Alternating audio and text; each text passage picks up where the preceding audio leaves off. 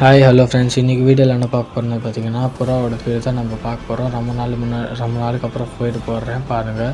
இது வந்து பார்த்திங்கன்னா ரொம்ப நாளுக்கு அப்புறம் கூட தரனால எப்படி பறகுறான்னு பாருங்கள். மேலே மேல் மட்டும்தான் பறந்துச்சு, அதாவது ஒரு புறா மட்டும்தான் பறந்துச்சு, கீழே ஃபீமேல் பறக்கவே இல்லை. எவ்வளோ விசில் போட்டு பார்த்தேன், அந்தளவு பறக்கலை அது.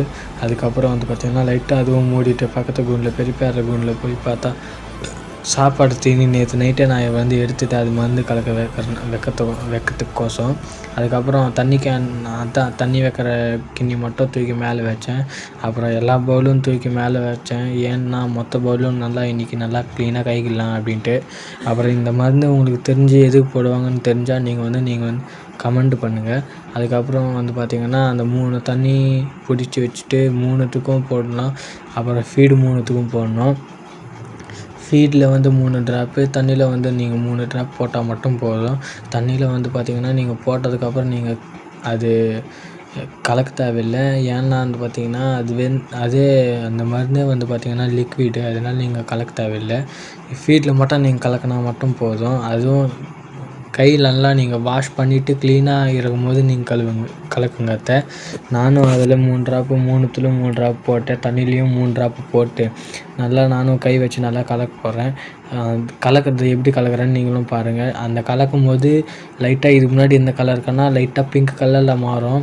நீங்கள் அது வந்து நல்லா கலக்கும், ஒரு 10 செகண்ட் நல்லா கலக்கணும். ஏன்னா எல்லாம் ஃபீடுக்கும் நல்லா போய் வேணும்ல, அதனால எல்லாத்துக்கும் நல்லா கலக்கணும். அது பார்த்திங்கன்னா கலர் ஒரு மாதிரி பிங்க் கலரில் லைட்டாக மாறும். அப்புறம் வந்து பார்த்திங்கன்னா எல்லாத்துக்கும் நல்லா கலக்கிட்டதுக்கப்புறம் ஒரு கொஞ்ச நேரம் அந்த மாதிரி வச்சுட்டு அதுக்கப்புறம் எடுத்து போய் நீங்கள் கூண்டில் அதுக்கு ஃபீடு வைக்கலாம். அப்புறம் நான் வாங்க காமிக்கிறேன் ஃபீடு வைக்கிறது.